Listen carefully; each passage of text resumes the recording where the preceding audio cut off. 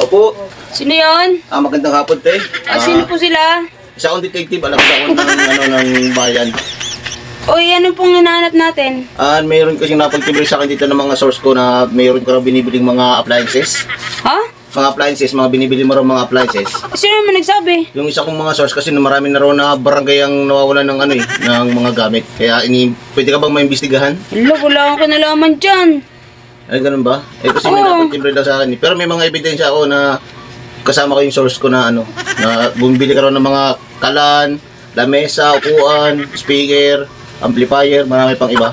Anong dapat gawin pagka ganyan? Pagka ganun, huwag ka nang basta-basta bibili kasi pwede ka madamay. Sa alagad ng Article 305, ako nga pala si Lee Min Ho. Ito nga pala yung ID ko, pinakitawan nyo na, di ba? May imbestigahan, pwede ko maimbestigahan saglit? Pero sa nakikita ko, wala naman ako nakikita mga gamit dito dyan sa bahay mo. Napakalit lang pala ng bahay, pero wala namang gamit. Tulog yung anak ko, sir. Ay, ganun ba? Papasukin ko sana para mahalog ko kung talaga may mga gamit. Kasi may mga nawawala ng mga gamit. Pero hindi ko sinasabi na galing sa masama yun, ha?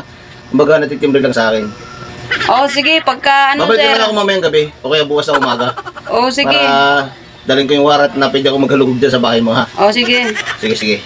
Si Rigor na naman, may pakana niyan. Si Rigor lang naman nagbebenta sa akin ng mga gamit eh. Rigor! Dito ka na naman.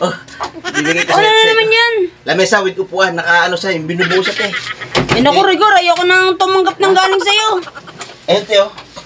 Lamesa na may upuan siya. Ito yung pinakaupuan niya, no? Pag-iinan mo, mabubuyan, no? Lamesa upuan. Ayoko na yan. Ha? May pumunta nga dito eh. Ano, te? Yung mga, yung mga gamit na mga nawawala, imbestigahan daw.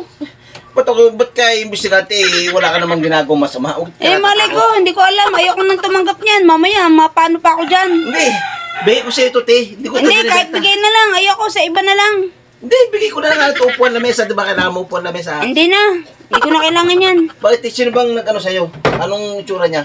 Hindi ko nakita masyado yung itsura. Nakamas, nakasombrelo eh. Baka detective ba? Detective nagpakilala? Siya, si Lee Min Ho daw. Ay, kaibigan ko yun, si Lee Min Ho. Ano ka ba? Siya ka na naman, Rigor. Detective yun, detective sinabi? Detective ba yun? Alay, kaibigan ko yun, painumin ko lang ng Red Horse yun. Bigay mo sa akin yung para hindi ka nabalikan niya dito. Yan ka na naman, Rigor. Te, yun nga. Mamaya, sabi niya, babalik yun.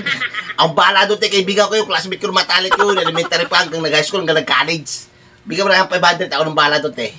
Sigurado ka, Rigor? Hindi ka na imbestigahan doon, te. Maniwala ka sa akin. Baka mamaya, perahin mo lang to. Gusto mo makulong? Imbestigahan ka nyo bukas.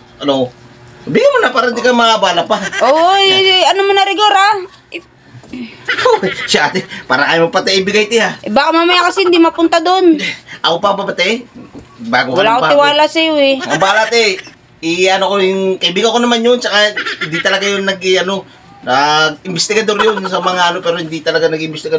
Ba't ka naman hahanapan ng mga hindi ka naman, bumibili ka lang, hindi ka naman nagnanakaw. Ewan ko doon, sabi lang niya eh. Hindi mo talaga ako nito, te, sayang to. Hindi na.